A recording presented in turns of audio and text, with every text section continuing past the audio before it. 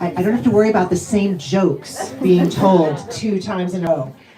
But what I thought I would do is I have so much on this computer. I have pictures of that will take you behind the scenes of pretty much any I Survive book. I can show you pictures of my best friend from 6th grade and the boy we used to chase around the playground. Meaning I could show you anything. So what I wanted to do though is, guys who are here, girls, readers, I would like to turn it over to you, and I want to hear what is on your mind, what questions you have. And what I'll do is I will then use your questions to sort of spring off and share.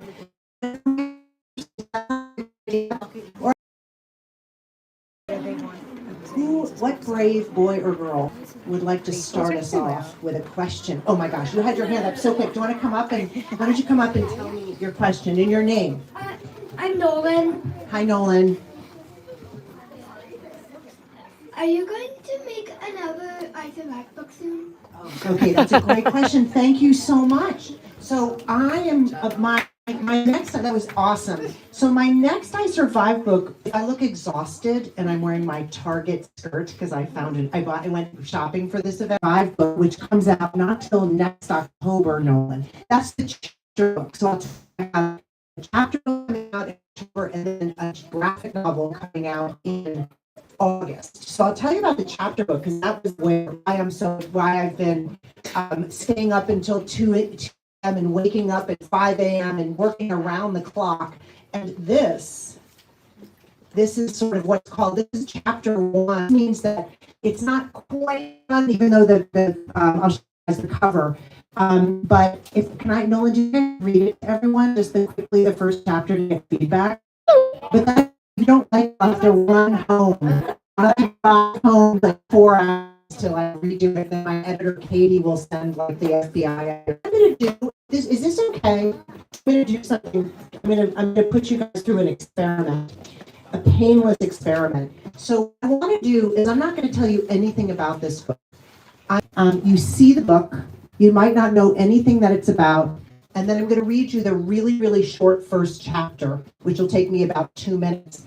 And then I'm going to hear from you if you want to keep reading the book. Is that okay? Okay. I'm just going to go cold, and because that's sort of what happens. I mean, the thing about the I Survive series, which is now, I've been doing it for 15 years. Look at this. Is that some of the books, and can you guys see up there? I'm sort of in the way. Some of the books are about very well-known things like the American Revolution or the Titanic. We all know about those, but some of them are events that I've heard of from readers, like the Molasses Flood. Has anyone read the Molasses Flood book? So you guys, I'd never heard of that event, even though I go up to Boston all the time. And then this reader named Travis wrote to me one day and said, "Lauren, why haven't you written about the Molasses Flood?" That's my voice of every 3rd grade boy in the world, by the way, although none of them sound like that. So I said, the molasses flood, what are we talking about? Molasses, this sticky goo, what kind of flood? So I started looking around, and it turns out that it was this massive disaster right in Boston in 1919. A tank of sticky, gooey, sweet molasses, 3 million gallons of it explodes apart in the middle of the North End, the most crowded neighborhood in all of Boston, killing 23 people and wrecking buildings and pulling trains off their tracks.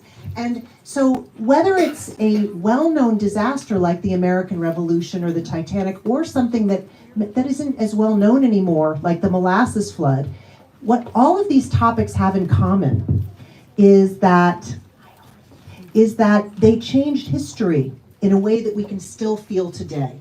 So we know, of course, what country would we still be a part of it if it hadn't been for the American Revolution?